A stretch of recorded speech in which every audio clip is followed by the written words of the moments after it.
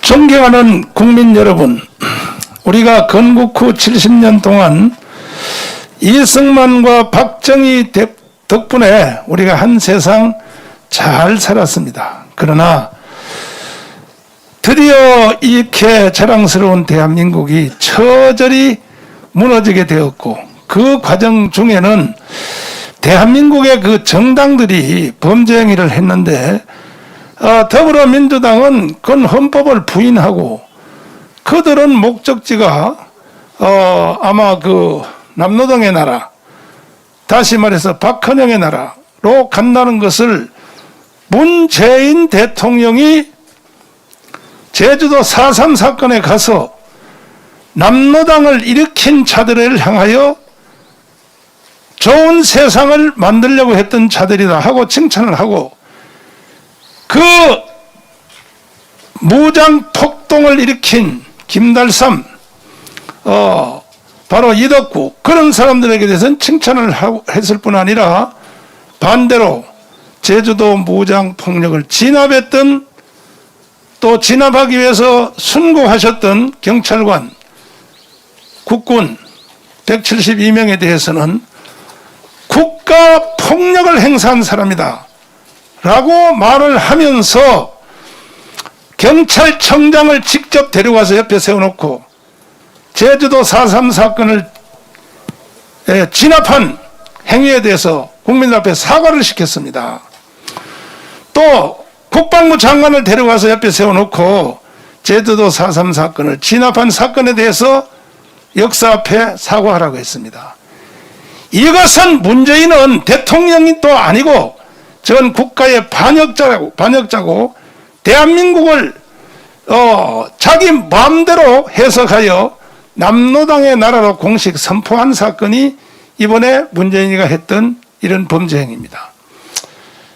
이름에도 불구하고 이 모든 것들을 지켜내야 할 국민의힘당을 비롯한 소위 말하는 자유우파 정당이라고 하는 자들이 보안법이 지금 해체되고 있습니다. 보안법이 지금 현재의 국회에 청원이 통과가 됐습니다. 반드시 우리가 나서지 아니하면 보안법은 해체될 것으로 보입니다. 그 보안법이 왜 중요하냐? 보안법은 대한민국을 지키는 마지막 보루요. 그리고 헌법을 개헌하기 위해서 국회의장이 주도돼서 지금 심도 있게 진행이 되고 있습니다. 여기에는 바로 국민의힘 정당도 함께하고 있는데, 내각제 개헌. 자, 저들이 왜 내각제 개헌을 가지고 국민의힘 정당과 함께 개헌에 대해서 하고 갔느냐? 내각제로 말 안 하면 개헌 자체에 대해서 언급을 안 하려고 하니까 여기에 말려 들어갔습니다. 국민의힘 정당이. 그러니까 내각제 개헌은 출발은 똑같은 것 같이 보이지만 서로가 생각은 다릅니다. 일단은 더불어민주당 쪽에서는 개헌 자체에 대해서 물꼬를 일단 트워보자. 그 내각제 개헌도 좋다 하는 쪽으로 가지만 그들의 목적지는 바로 연방제 개헌입니다. 연방제 개헌을 가려고 저렇게 하는 것이고, 이쪽은 저 또 하나의 범죄 집단인 국민의힘 정당은 왜 내각제 개헌으로 가려고 하느냐? 그것은 그동안에 그쪽에서 정치 노름을 하여 이제 거의 원로가 되신, 예를 들어서 김무성, 또 이인재 뭐 등등 그런 분들은 현행 헌법으로는 대통령 못하거든요. 안 되거든. 실력도 안 되고. 그러니까 내각제 개헌해서 내각제로 만들면 수상이 되니까. 그 수상은 아시다시피 뭐 한 달에 한 번씩 바꿔도 되고 6개월에 한 번씩 바꿔도 되고, 내각제 하면.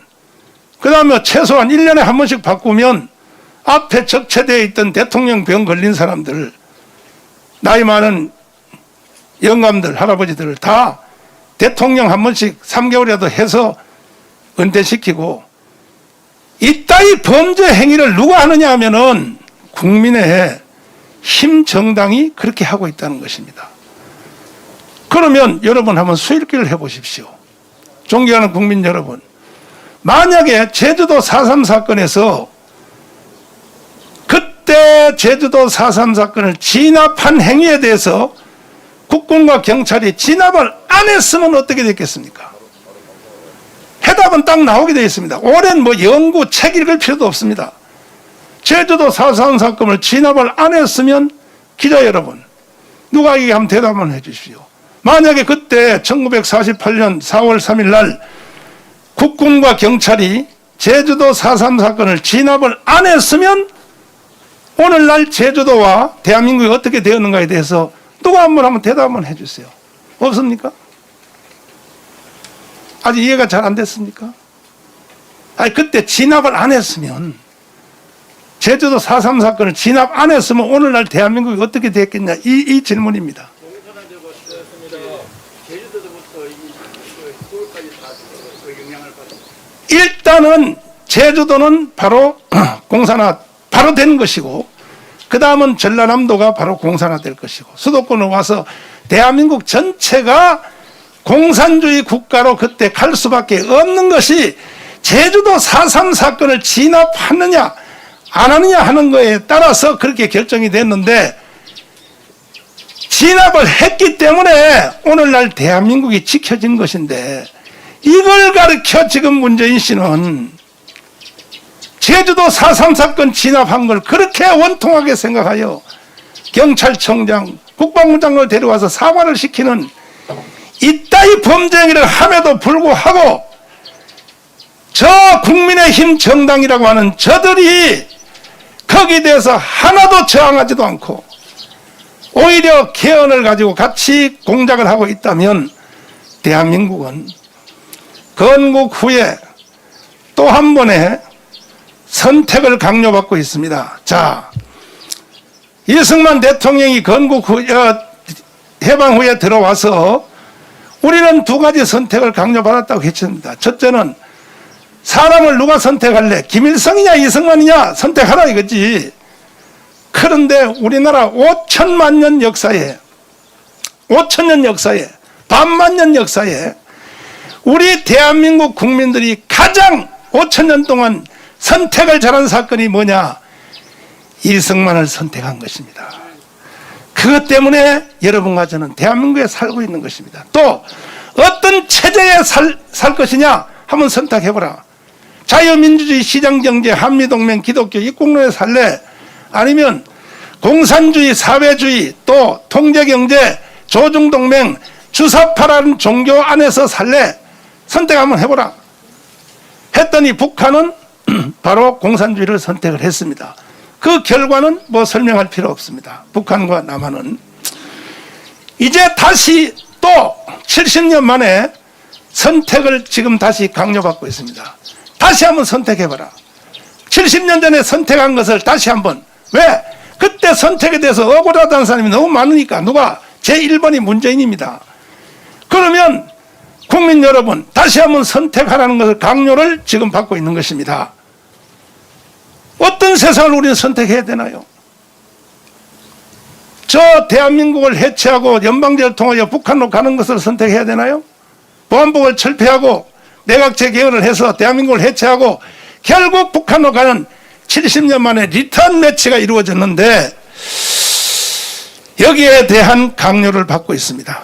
그럼에도 불구하고 70년 전에 선택했던 그 선택을 지켜내야 할 자유우파 정당인 저 여의도에 있는 국민의힘 정당이 오히려 저들과 함께 짝짝꿍이 되어서 대한민국 전체에 대한 범죄 행위에 참여하고 있으므로, 우리 대한민국을 사랑하고 70년 동안 대한민국을 지켜온 우리 자유우파 국민들은 더 이상 용납할 수 없기 때문에, 그 분노가 하늘을 찌르고 있기 때문에 그들의 분노를 우리가 담아내기 위해서 국민혁명당을 창당을 했습니다.